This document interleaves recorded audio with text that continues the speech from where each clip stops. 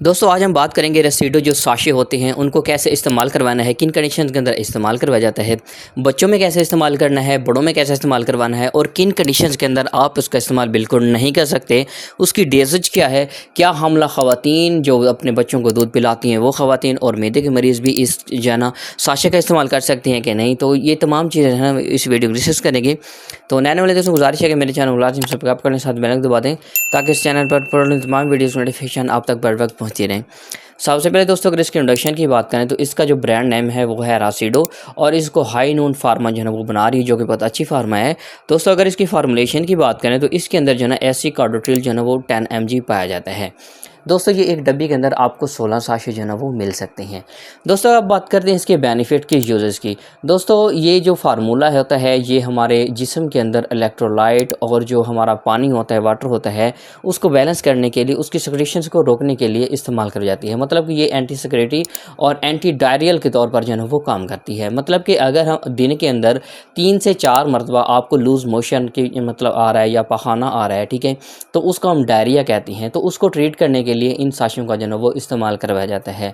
दोस्तों ये काम कैसे करता है, ये हमारी आंतों की जो मोबिलिटी है उसको बग़ैर नुकसान पहुंचाए, हमारी जो मतलब कि पानी की और इलेक्ट्रोलाइट की जो है वो ज़्यादा सिक्रीशन होती है उसको रोकने के लिए जो है ना इसका इस्तेमाल करवाया जाता है।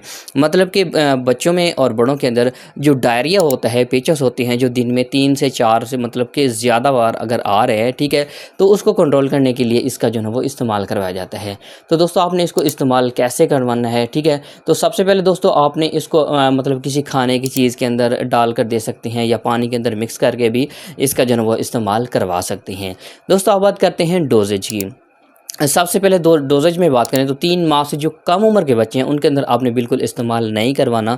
जो उनसे ज़्यादा उम्र के बच्चे हैं उनमें एक साशा जो है ना आप दिन के अंदर एक इस्तेमाल करवा सकते हैं और जो बड़े हैं मतलब कि जो अडल्ट हैं उनके अंदर आप 3 से 2 साशे सुबह या सॉरी 1 साशा सुबह शाम या 1 सुबह दोपहर शाम 3 टाइम जो है ना इसका इस्तेमाल करवा सकते हैं। लेकिन बेहतर यही है कि अपने डॉक्टर के मशवरे के मुताबिक इस्तेमाल करें, क्योंकि वो आपकी मतलब कि कंडीशन, आपकी एज और आपकी वेट के लिहाज से जो है इसका प्रेस्क्राइब करते हैं।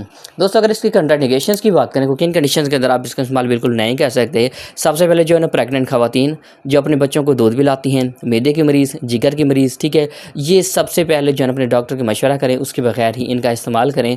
या अगर आपको पेचनों के अंदर जो है ना वो खून आ रहा है, मतलब ब्लीडिंग वगैरह आ रही है, तो इन तमाम कंडीशंस के अंदर आप अपने डॉक्टर से मशवरा करें और बाद में इनका इस्तेमाल करें। तो उम्मीद करता हूँ मेरी वीडियो पसंद है वीडियो लाजमी लाइक करना, शेयर करना, मेरे चैनल को लाजमी सब्सक्राइब करना। तो मिलते हैं नेक्स्ट वीडियो के अंदर, तब तक के लिए अल्लाह हाफिज़।